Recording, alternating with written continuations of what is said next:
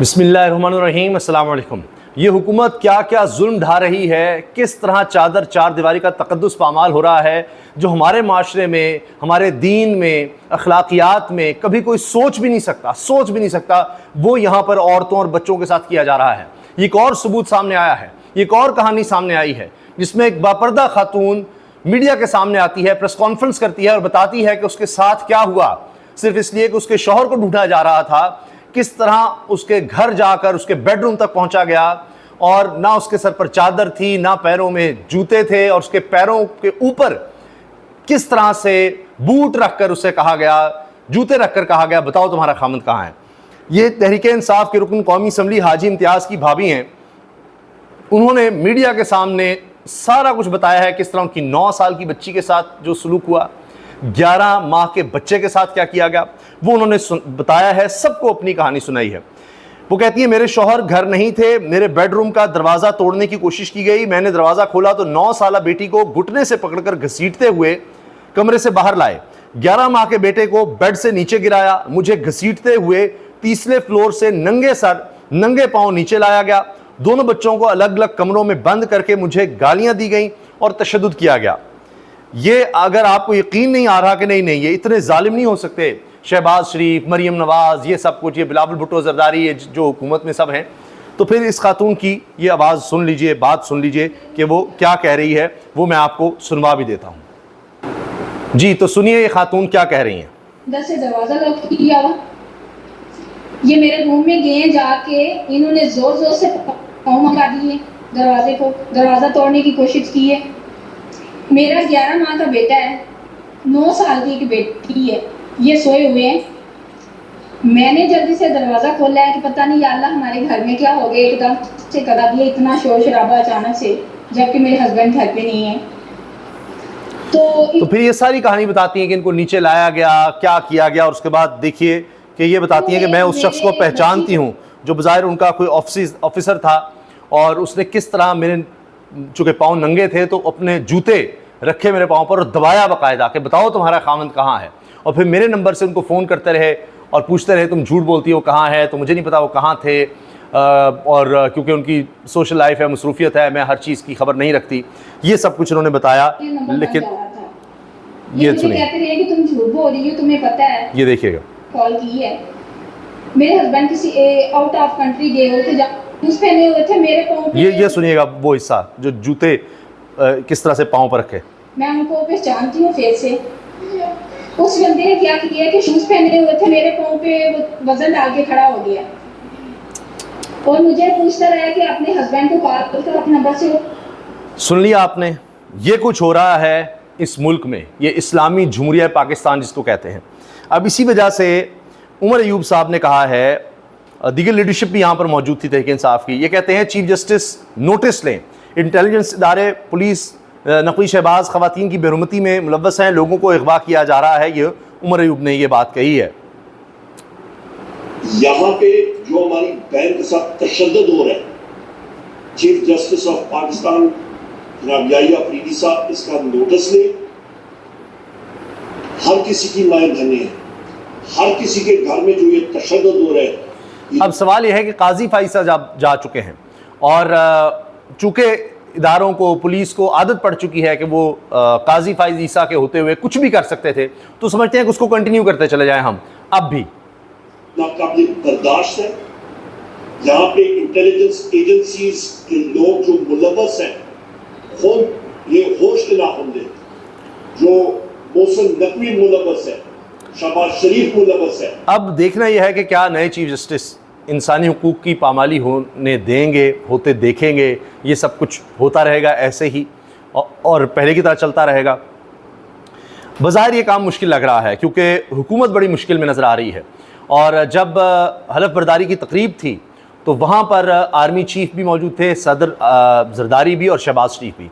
तो असदुर कहते हैं कि वहाँ पर कुछ अहम डिस्कशंस हुई हैं, और जब चीफ जस्टिस की हलफ बर्दारी हो रही थी तो उसमें भी ये रियलाइज़ किया गया उस वक्त कुछ बातों से कि ये तो याहिया अफरीदी साहब तो उस तरह नहीं चल रहे, या उस तरह की बातें नहीं कर रहे जो हम एक्सपेक्ट कर रहे थे, या ये सोचा जा रहा था हुकूमत की तरफ से कि काजी फाइज ईसा की तरह का कुछ तो सहूलत मिलेगी, कुछ तो होगा वैसा।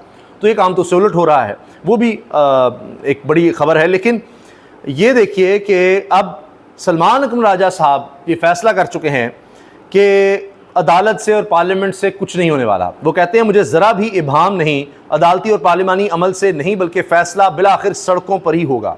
और उन्होंने बता भी दिया है प्लानिंग क्या है। फैसला कहाँ होना है? जब देखिए फैसला सड़कों पे होना है, इस बारे में मुझे जरा भी इबाम नहीं है। फैसला जो है बिलाखिर सड़कों पे होगा, ये अदालती अमल। अच्छा, वो कह रहे हैं जी अदालती अमल और पार्लियामेंट से कुछ नहीं होना, और फिर वो बता रहे हैं कितने लोग चाहिए होंगे। बसों में आती हैं 30-40 MP ले आए, वो आएंगे और वो बहुत कमिटेड लोग हैं। उनकी जो कहते हैं कि कम से कम हमें कि वो सड़कों पर कब आएगी अपनी आज़ादी के लिए। लेकिन मैं कॉल दे सकता हूँ, मुझे रोज कहा जाता है आप कॉल क्यों नहीं देते। कॉल देना कोई मुश्किल काम नहीं है, लेकिन कॉल मैं उस दिन दूंगा उस नौयत की जब मुझे यकीन होगा कि 3-4 लाख का मजमाया होगा, 15-20 हज़ार का नहीं होगा। ये आपका फर्ज है, ये पाकिस्तान के हर फर्द का फर्ज है कि वो बाहर निकलने की तैयारी। अब कह रहे हैं जी 3-4 लाख आदमी जिस दिन हो जाएंगे उस दिन फिर हम कॉल देंगे। तो क्या तहरीक इंसाफ इस तरह की प्लानिंग कर रही है कि इतनी बड़ी तादाद में लोगों को सड़कों पर लाया जा सके? ये 20-25 हज़ार 30 हज़ार लोगों से बात नहीं बनेगी। तो क्या अब उस तरफ सोचा जा रहा है कि उन्होंने वाज़ेह कर दिया कि अब मैं तब कॉल दूंगा जब इतने लोग हमें यकीन होगा कि आएंगे और उसके बाद फिर हम कॉल देंगे? तो क्या तहरीक इंसाफ उस तरफ जा रही है? अली बिन गंडापुर भी इसके इशारे दे रहे हैं। अब सलमान राजा साहब ने भी वाज़ेह तौर पर ये बात कह दी है। इमरान खान साहब और बुशरा बीबी के केसेस की अगर बात करें तो बुशरा बीबी को तो बड़ा रिलीफ मिल गया है कि किसी भी केस में उनको आइंदा कई दिन तक गिरफ्तार नहीं किया जा सकता। ये अदालत के ऑर्डर्स आ गए हैं। जबकि 190 मिलियन पाउंड यानी अलकादर ट्रस्ट केस में इमरान खान और बुशरा बीबी की बरियत की दरखास्तों पर समाअत आगे ना बढ़ सकी। नए प्रोसिक्यूटर ने रिकॉर्ड देखने के लिए 2 हफ्ते का वक्त मांग लिया और 7 नवंबर तक इस्लामाबाद हाई कोर्ट ने समाअत मुलतवी कर दी। तोशाखाना 1 केस में सज़ा के खिलाफ अपीलें इकट्ठी मुकर्रर करना ना होने की वजह से समाअत 14 नवंबर तक मुलतवी। इसके अलावा बैरिस्टर अली ज़फ़र कह रहे हैं 190 मिलियन पाउंड केस में जो सबूत पेश किया गया था इसके मुताबिक बरियत बनती थी, जिस पर बरियत की दरखास्त हमने दी है। रिकॉर्ड अदालत ने मंगवा लिया है, आगे की तारीख मिल गई है। बैरिस्टर अली ज़फ़र यानी इन्होंने दिया बरियत की दरखास्त, अब उस पर फैसला होना है कि ये तो केस ही नहीं बनता। तो उसमें ये समझ रहे हैं कि बरी हो जाएंगे इमरान खान साहब।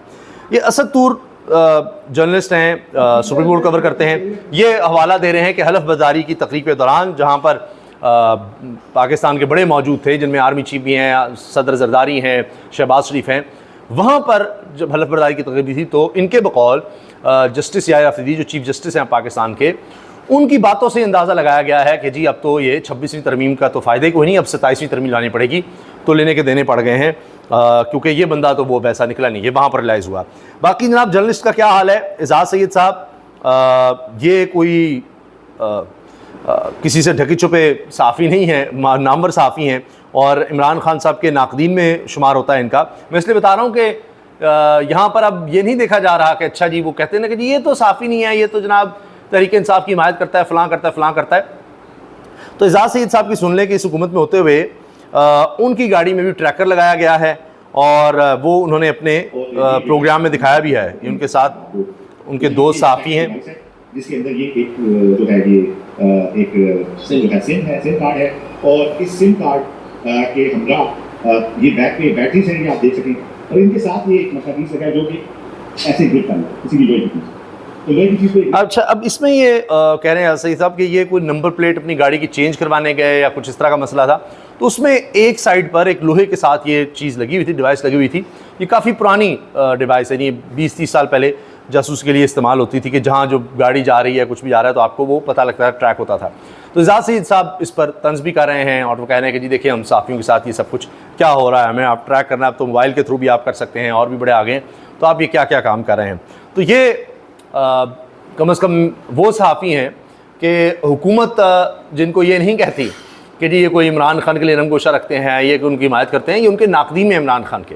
तो अब आप ये देख लीजिए कि इस हुकूमत के होते हुए ना किसी की प्राइवेसी है, वो सहाफ़ी हो, वो कोई घरेलू खातून हो, कोई भी हो, तो अब वो किसी के लिए कोई पर्दा नहीं रह गया, कुछ नहीं रह गया। अब कोई शर्म, कोई हया बाकी नहीं रही। अब जिसके घर चाहो घुसो, पूरी दुनिया में मैं आपको बताऊं किसी भी महज़ब माशरे में अगर इस तरह की हरकतें हों, वो हुकूमत की छुट्टी कर देते हैं इदारे, फ़ौरन हुकूमत की छुट्टी हो जाती है, किसी एक शख्स के साथ भी ऐसा कुछ हुआ हो।